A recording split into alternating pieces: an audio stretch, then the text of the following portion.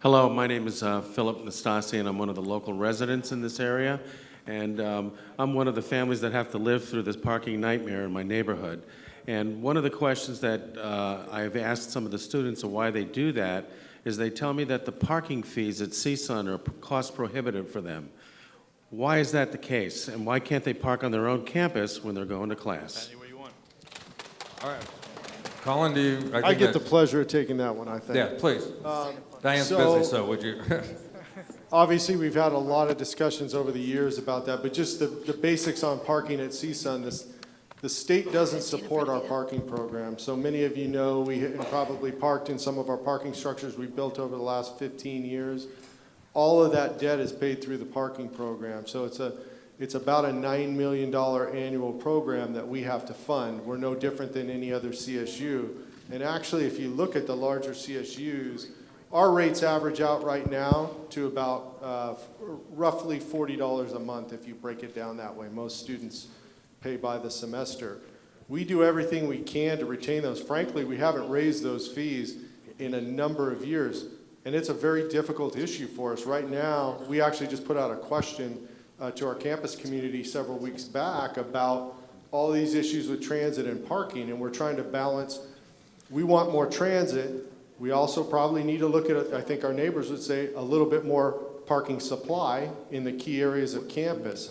All those things have to come into the cost equation, because one of the strange things I'll share with you is our transportation programs are funded out of our parking fees, which means the more successful we are, we sort of feed on our revenue source.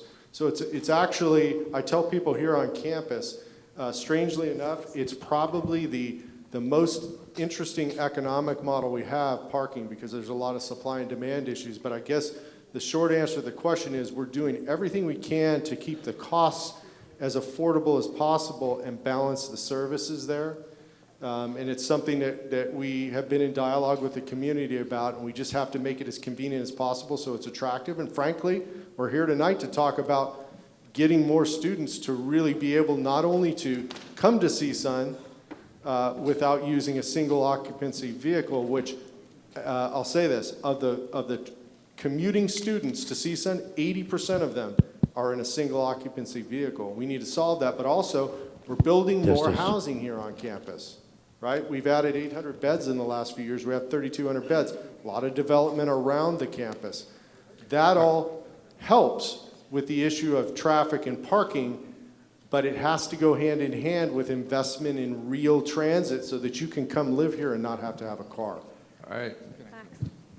Where are my mics? Next.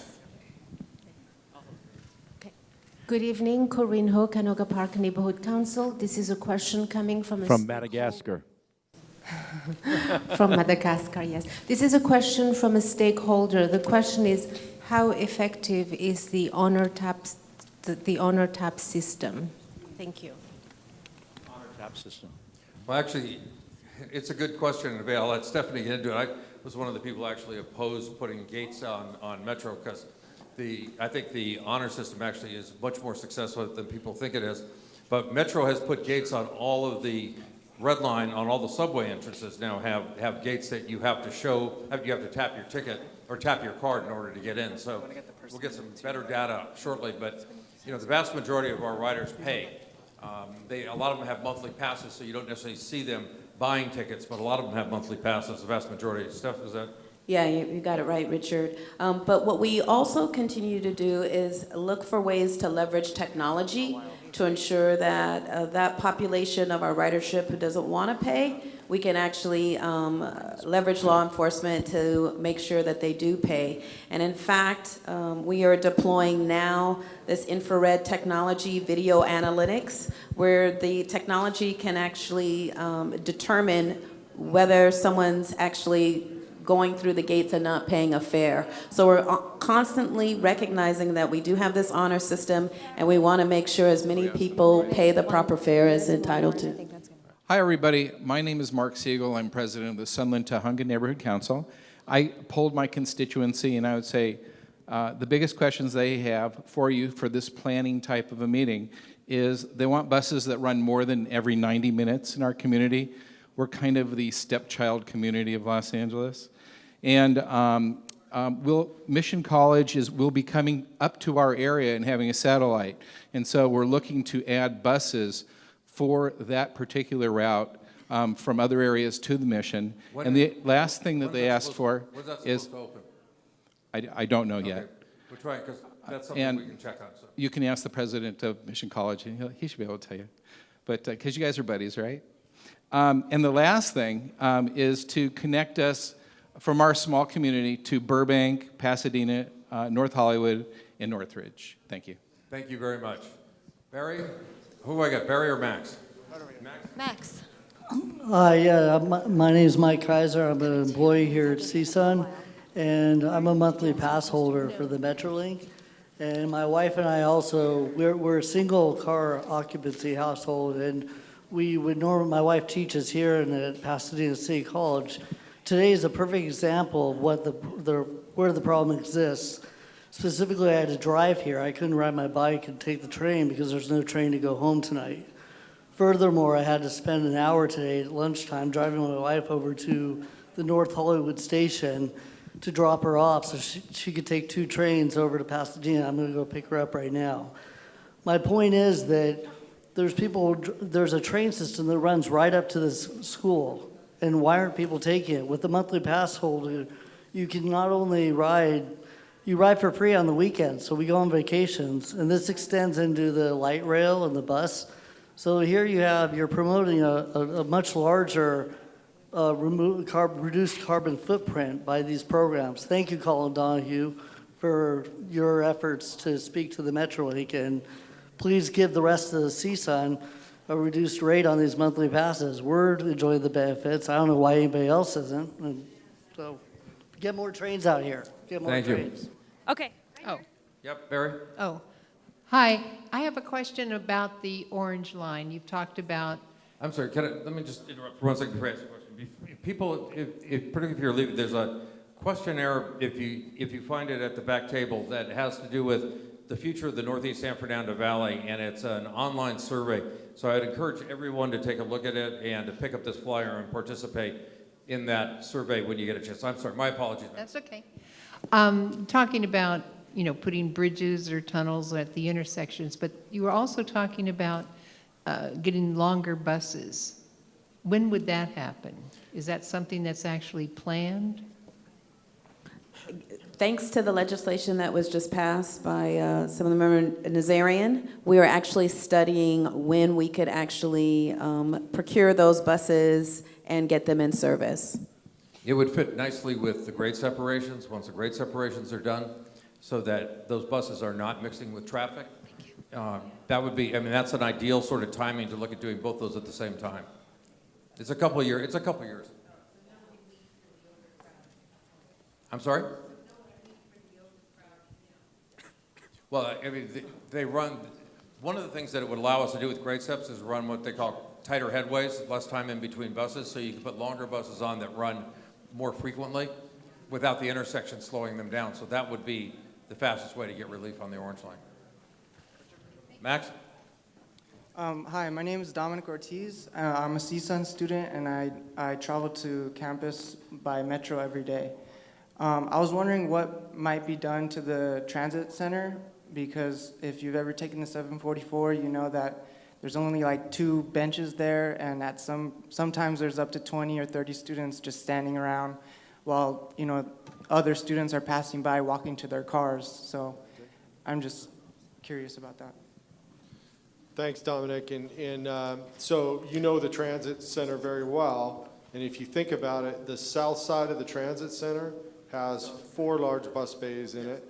If you look at the north side, it sets back pretty far from the parking structure. And so that by design, we could at least double the capacity of that transit center. So in working with Stephanie and her staff, we have a lot of ability to easily, when we talk about shovel-ready projects, get right on that if we can fund some things. The other things that we're talking about are immediately getting out with some campaigns. Stephanie mentioned earlier the tracking of the buses, when the buses are coming, the next bus program. They're looking at doing that. So we're looking at these kind of things for fall. We're also looking at marketing together. We mentioned earlier this UPass program to make sure we found out that a lot of our students, because of the difficulty in getting the TAP cards timely, they're paying the full fee. They're paying $100 and only getting a $10 subsidy from campus. What we want you to get is the full Metro discount, which I think is down to $57 discount, right? Plus the CSUN discount. Now it's getting very, very affordable to students. So we want to get that message out. So kiosks, information, all those things we're looking at. And so you're going to see a lot of that coming for Okay. fall. I'm going to take two more questions because we're being told by the university also that we've overstayed our welcome. By the way, The buses are all leaving. the buses are going soon, but can we get a big thank you to not just President Harrison and to George, but to everyone at Cal State Northridge and the people who put the facility together and served us a great meal. I'm going to come back here for everything. I mean, you guys do such a fantastic job, Diane. Thank you very much. I have a comment. I'm a parent of a student here at Cal State Northridge. My son's a senior in poli-sci and graduates this year. My son is typical for a lot of the students here. He's here full-time. He has a full-time job, or almost full-time job on the other side of the valley. He's got an internship out of the city of Santa Monica. He is always on the road. And I gotta tell you, Mom and I worry about him. He's on the road from 6 o'clock in the morning till sometimes 10:30, 11:30 at night. I appreciate the fact that we're looking at congestion, we're looking at environmental issues, but I think we're forgetting that we've got 50,000 young people, or 28,000 or 35,000 young people that are on the road, that are under a great deal of stress. They're driving to and fro in all sorts of conditions, many times in cars that really aren't up to speed because of their college students. Can we consider that there's lives at stake here? It's not just congestion, it's not just environmental issues, there are lives of our children at stake as well. No, you're right. I mean, one of the reasons to grade separate, the light rail is to make it safer as well. So, I know at MetroLink, safety is foundational, and everything we do comes after we make it as safe as possible. I guess really what I was saying, it's safer, frankly, it's safer on the bus. We'd like to get them on the bus and off the streets if we can. I understand. I agree with you. All right, last question. Who have I got? Oh, you're over there. Okay, sorry. Max? Hi, my name is Sam Potts. I'm a civil engineering student here at CSUN. I actually just came from my internship at work, and I worked downtown, and the fastest way for me to get here without a car was taking the MetroLink. So actually, because I know I'm going to be coming here a lot after work for this month, I got a monthly pass, and I do ask that you read how much this student pass is from MetroLink. Oh, no, I'm letting you read it, so I'm not making a number up. $199.50. So it cost me $200 for 1 month to go between Northridge and Union Station. And currently, CSUN does offer the $10 subsidy for Metro users. So getting a already reduced $43 student pass for Metro gets down to $33 thanks to AS, but nothing's done currently for MetroLink. And remember, this is $200 with this as a student pass. I understand. Colin, is that possible to wrap that into the program somehow? Yeah, so I'll say that is a difficult one because MetroLink is a much more expensive program, and we deal with that in our commuter subsidies on the staff side. I can tell you that MetroLink is part of the partnership that we have with Metro. We're talking to MetroLink also, so we're looking at a lot of different things we can do with them. We'll be looking at the subsidies and the costs as well as, the last mile rides. We're even looking at Uber, Lyft, those kinds of programs that they have coming out. So they're in the dialogue, that's what I can tell you, and we're going to be working on it. Listen, I want to thank everybody. I know we didn't answer every question. All of us will be hanging around for a little bit. So, bring it down. Again, President Harrison, thank you very much. Thank all of you for participating. Come up and sign our Transportation Future, and thank you. Bob, thank you very much, Senator Hertzberg.